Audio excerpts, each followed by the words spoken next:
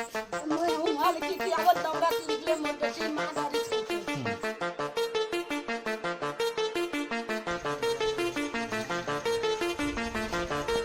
एक युवती की मर्डर कर दिया गया, हत्या कर दिया गया। क्या कुछ मामला है? मैं हूँ वहाँ लड़की की आवत दौड़ा के निकले मोर बेटी माँ गाड़ी छोड़ के। बेटी की, वह युवती की लाश वहां पर पड़ा हुआ था। यहाँ पर गले पर, गर्दन पर ताबड़तोड़ हमला चाकू से या धारदार हथियार से किया गया था। मोला टोनी ही कह के वो मन ना वैसने मोर बेटी घटना करके वो मम्मा किसी ने धारदार हथियार से हत्या कर दी है कि सूचना पर तत्काल पुलिस टीम। खबर देखने से पहले आप सब्सक्राइब कर ले और लाइक कर ले और बेल आइकन को क्लिक करना ना भूलें, क्योंकि आप सब्सक्राइब करेंगे, आप लाइक करेंगे तो हमको हिम्मत आएगा। उसके बाद तमाम हम ऐसे खबरें, तमाम हम ग्राउंड रिपोर्ट, तमाम स्टोरी हम आप तक साझा करेंगे।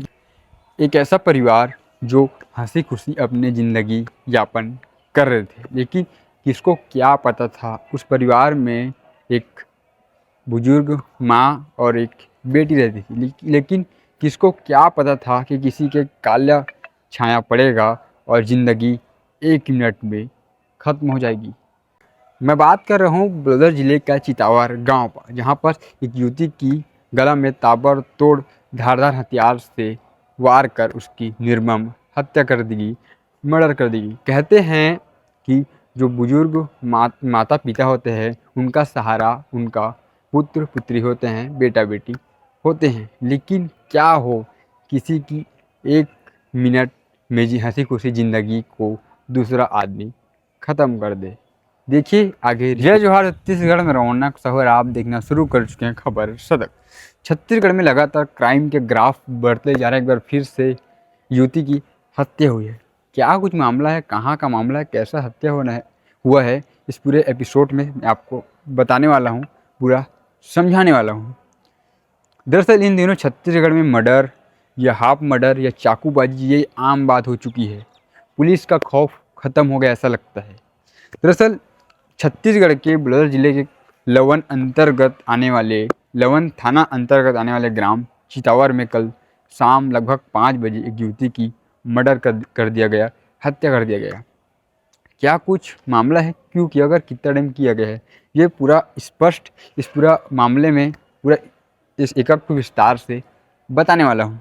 दरअसल उसकी माँ जो है बाइट के जरिए, मतलब उसकी माँ बयान दे रही है, उसके ज़रिए हम आपको बता रहे हैं। दरअसल उसकी माँ जो है लगभग 4:30-5 बजे खेत से आई। खेत से आने के बाद वो तालाब गई।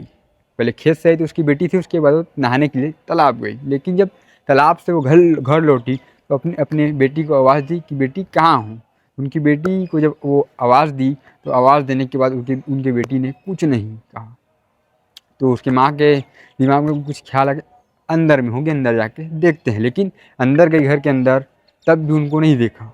तभी वो घर के बाड़ी में गई। तो बाड़ी में जाने के बाद वो उसकी बेटी की, वह युवती की लाश वहाँ पर पड़ा हुआ था, जो यहाँ पर गले पर, गर्दन पर ताबड़तोड़ हमला चाकू से या धारदार हथियार से किया गया था, ऐसा बताया जा रहा है।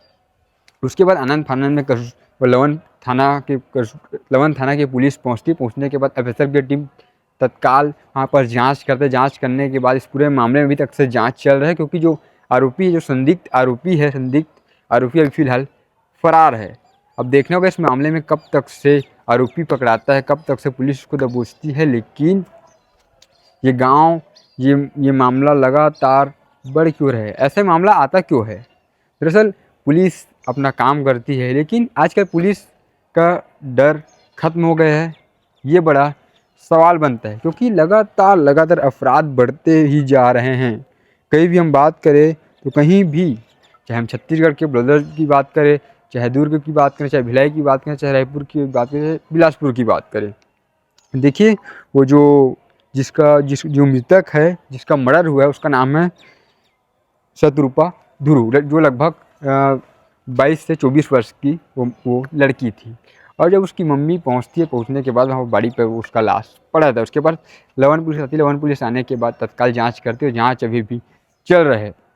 अब देखना होगा इस मामले में पुलिस आरोपी को कब तक दबोचती है और कब तक इस पूरे मामले का खुलासा होता है कि कौन मारा है, किससे मारा है, ये तो अभी स्पष्ट जानकारी नहीं है। लेकिन कल से ही खबरें चल रही थी कि चितावर गांव में हत्या हो गया है, मर्डर हो गया है। अब देखना तिल काट के फेंक दे हैं भगवान। कैसे मारी से काम मारी से अब मैं नहीं जाना, वो देखे नहीं हमारा दुआरे में आया स्नादे चल रहे तरिया लाए दुआरे में मुर्जे टाने हैं अपन नाती लहरकत रहे ऐसा घाकत काबो करे जब बेटा भागा था कहाँ भाग दे मैं हूँ जहाँ तो संगे संग कहत रहा रोकरी माता हमर तो वह छोड़ के भाग गली। कौन हरे भागी से? वो नाती है, का नाम है ओकर? रामदयाल।